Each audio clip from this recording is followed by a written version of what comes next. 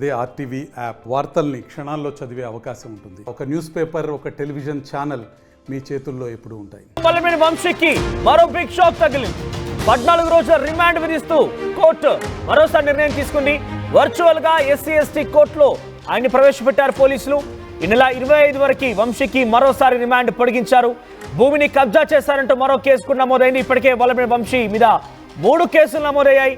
మల్లపల్లి పారిశ్రామిక వాడలో 128 మంది రైతులకు పరిహారం చెల్లించకుండా మోసం చేశారని కూడా కేసు నమోదైంది. SC/STతో పాటుగా కిడ్నాప్ కేసులో కూడా వంశీ అరెస్ట్ అయ్యారు. మొత్తం ఇప్పటికీ వరకు వంశీ పైన 6 కేసులు నమోదయ్యాయి. ఇప్పటికే రిమాండ్లో ఉన్నారు వంశీ.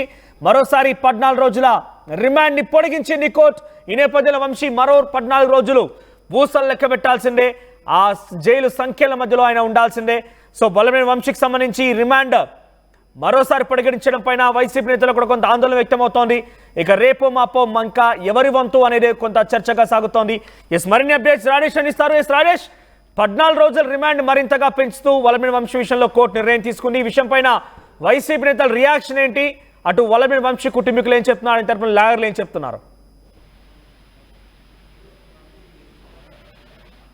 రిమాండ్ ముగిసిన నేపథ్యంలోనే వర్చువల్ గా కృష్ణా జిల్లా విజయవాడ సబ్ జైల్లో ఉన్నటువంటి వల్లభనేని వంశీని SC/ST కోర్టుకు సంబంధించినటువంటి వర్చువల్ గా అటెండ్ అయిన నేపథ్యంలోనే బెయిల్ మంజూరు చేయాలని వాదన వినిపించినప్పటికీ కోర్టు మాత్రం దానికి తోసిపుచ్చి తిరిగి మరో 14 రోజులు రిమాండ్ విధిస్తూ ఆదేశాలు అయితే ఇవ్వడం జరిగింది. ఇప్పటికీ ఆయనకి హెల్త్ కండిషన్ సంబంధించిన విషయంలో కొన్ని వెసులుబాటు, మంచం బెడ్ తో పాటు కొన్ని వసతులు కల్పించారు. అయితే ఇప్పుడు పూర్తి స్థాయిలో బెయిల్ మంజూరు చేయాలని ఇప్పటికే పిటిషన్ దాఖలు చేశారు. బెయిల్ సంబంధించిన వాదనలు అయితే పూర్తి స్థాయి జరగలేదు. రేపు మరోసారి బెయిల్ మీద పూర్తి స్థాయి వాదన జరిగే అవకాశం అయితే కనబడుతుందన్నది. ఏదేమైనప్పటికీ మూడోసారి ఆయనకి రిమాండ్ అయితే విధించడం జరిగింది. అటువైపున హైకోర్టులో ఆయన పిటిషన్ దాఖలు చేసిన నేపథ్యంలో ముందు కింది స్థాయిలో అంటే SC/ST కోర్టులో బెయిల్ ఒకవేళ నిరాకరిస్తే కనుక తర్వాత దానికి సంబంధించిన విషయంలో హైకోర్టుని ఆశ్రయించే అవకాశం కూడా కనబడుతుంది.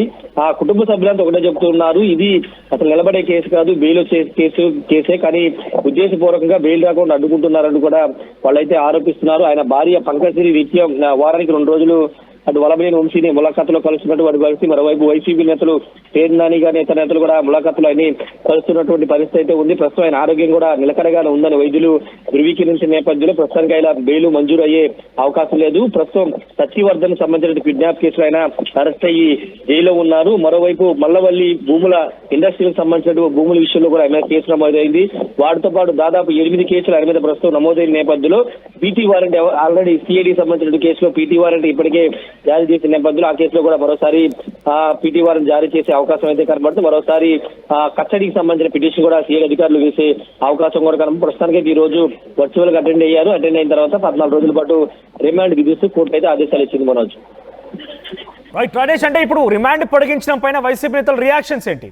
వాళ్ళు ఏం చెప్తున్నారంటే గత నుంచి కూడా వాళ్ళు చెప్తుంది ఒకటే, కావాలని టార్గెట్ చేసి పంపిస్తున్నారని చెప్పి. కానీ కోర్టు కూడా వారు విచారించడం కానివ్వండి ఇవన్నీ కూడా సరైన పద్ధతిలో ఉండాలి, బయట ఆధారాలని ఆయన ప్రమేయం చేయకుండా అంటే ఇన్ఫ్లుయెన్స్ చేయకుండా ఉండాలంటే జైల్లో ఉండాల్సిందినట్టుగా పోలీసులు భావించిన నేపథ్యంలో కోర్టు కూడా అంగీకరించింది. ఇప్పుడు వైసీపీ నేతలు ఏం చెప్తున్నారు? మరి వైసీపీ నేతలు ఒకటే చెప్తున్నారు, ఖచ్చితంగా ఎదుర్కొంటాం, లీగల్ ఫైట్ చేస్తాం, న్యాయపరంగా పోరాటం చేస్తామని అటు ఆయన వంశీ తరపున వాదన వీస్తున్నటువంటి పనవాల సుధాకర్ రెడ్డి కానీ వీళ్ళందరూ చెప్తూ ఉన్నారు. అటు కుటుంబ సభ్యులు అదే చెప్తున్నారు, న్యాయం ఖచ్చితంగా గెలుస్తుందని మాత్రం వాళ్ళు చెప్తున్నారు. కానీ సత్యవర్ధన్ కేసులో A1 ఉన్నటువంటి వల్లభనేని వంశీకి ప్రస్తుతానికి బెయిల్ వచ్చే అవకాశం లేదనేది కొంత ప్రభుత్వ వర్గాల నుంచి PB నుంచి వస్తున్న సమాచారం. కాబట్టి ప్రస్తుతానికి అయితే వాళ్ళ ప్రయత్నాలు వాళ్ళు చేస్తున్నారు. ఇది కేవలం కక్షపూరిత చర్య, ఖచ్చితంగా బెయిల్ వస్తుందనే నమ్మకంలో అయితే అటు వైసీపీ శ్రేణులు కానీ ఆయన కుటుంబ సభ్యులు ఉన్నారు. మనోజ్, అంటే రాజేష్, ఇంకా ఇది రోజు రోజుకి కేసు టఫ్ అయ్యే అవకాశం కనబడుతుంది. నిజంగానే కనుక ఆయన పైన మోపిన కేసులు కనుక ప్రూవ్ అయితే ఆయన పైన నమోదు చేసిన సెక్షన్ల ప్రకారంగా 10 ఏళ్ల జైలు శిక్ష కూడా పడే అవకాశం ఉంది. సో లాయర్లు ఏం చెప్తున్నారు? మరి